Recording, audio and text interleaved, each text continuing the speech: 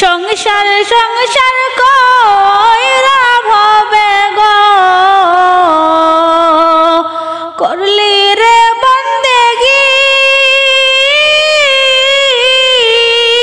কিভাবে কাটাইবি মনরে কবরের জিন্দেগি রে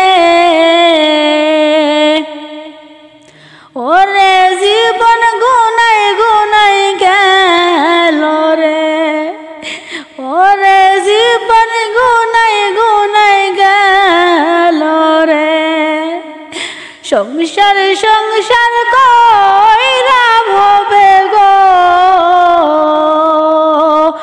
করলি রে বন্দেগি কিভাবে কাটাইবি মনরে কবরের জিন্দেগি রে ওরে জীবন গুনাই গুনাই গেল রে ওরে জীবন গুনাই গুনাই গেল রে নিঃশ্বাসেরই বিশ্বাস কইরা গো বদলাম বাড়ি ঘর কোন দিন জানি আজ রাইলাই সাগো সবই কইরা পর রে ওরে জীবন গুনাই গুনাই গেল রে ওরে জীবন গুনাই গুনাই গেল রে ছেলে মেয়ের মায়াই পইরা গো ডাকলি না মাওলা রে কিভাবে কি উপায় হইব গো অন্ধকার কবর রে ওরে জীবন গুনাই গুনাই গেল রে ওরে জীবন গুনাই গুনাই গেল রে বাড়ির পাশে পুকুর পাড়ে গো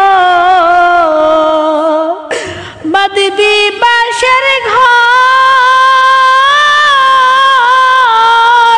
ভয় নাই তোর বান্ধব নাই রে ওরে জীবন গুনাই গুনাই গেল রে ওরে জীবন গুনাই গুনাই গেল রে সংসার সংসার কইরা ভবে গো করলি রে বন্দেগি কাটাইবি মনরে কবরের জিন্দেগি রে ওরে জীবন গুনাই গুনাই গেল রে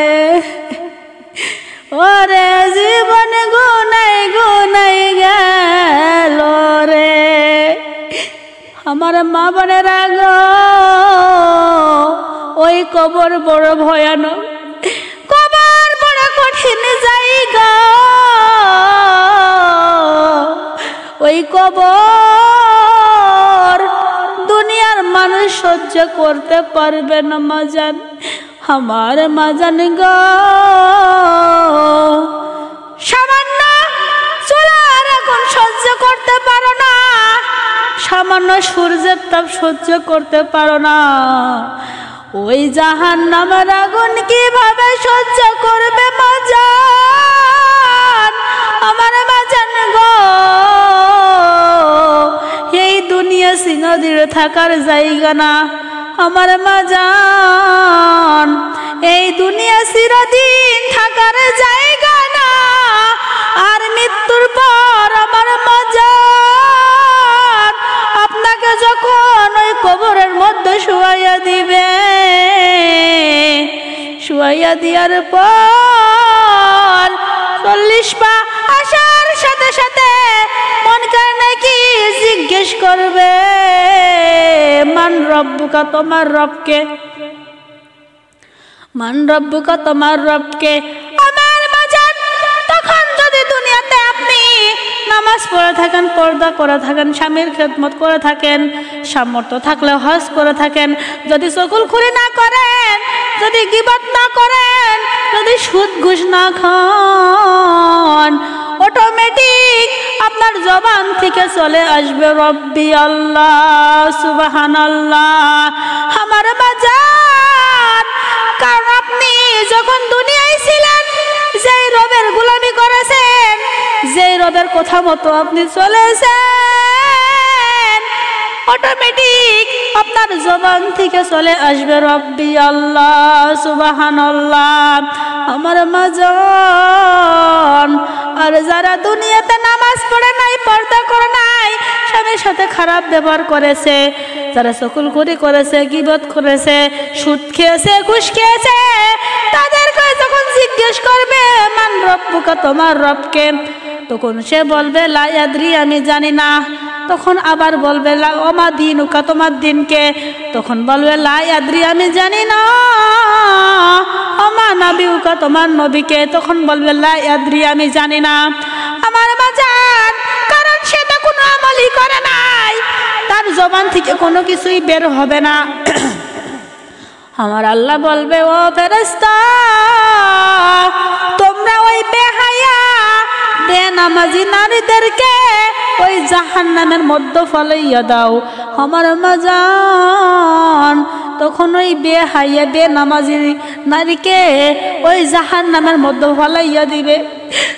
ফালাইয়া দেওয়ার পর তারা ছটফট করবে, চিৎকার করবে, কান্না করবে, আর সাহায্যকারী খুঁজবে। কিন্তু মাজানে রে, কোনো সাহায্যকারী পাইবে না, কোনো সাহায্যকারী পাইবে না। সাহায্য চাইবে, কেউ সাহায্য করবে না।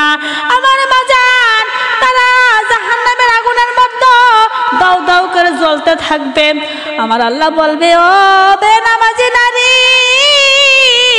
যখন দুনিয়ায় ছিলে রে, আমার গোলামি করিস নয়, নিজের ইচ্ছা মতো চলেছিস, নিজে মডার্ন হয়েছিস, নিজের সৌন্দর্য মানুষকে দেখাইয়া বেড়াইছিস, অন্যের গীবত করেছিস, নামাজ পড়িস নাই, অন্যজন নামাজ পড়েছে তাও দেখতেও পারিস নাই, অন্যর সাথে হিংসা করেছস, অহংকার করেছস, লজ্জা স্থানের হেফাজত করিস নাই, মাথার কাপড় রাখিস নাই। আজ তুই এই সারাটা জীবন এই জাহান্নামের মধ্যে পুড়তে থাক, তোকে কেউ সাহায্য করবে না। তুই একটা বেনামাজি নারী, তোকে তো আমি কোনোদিন জান্নাতও দিব না। আমার মা জান গো, ওই জাহান্নামের আগুন বড় ভয়ানক।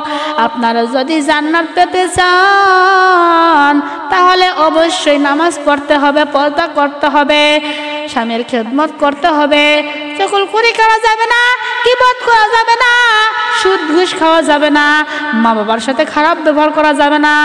আমার মা জান, আর যদি সামর্থ্য থাকলে হজ করে থাকেন, আমার মা জান, এইগুলো করে যদি কোনো নারী কবরে চলে যায়, তাকে আল্লাহ তাআলা জান্নাতের মধ্যে প্রবেশ করার ইচ্ছা দরজা খুলে দিবে।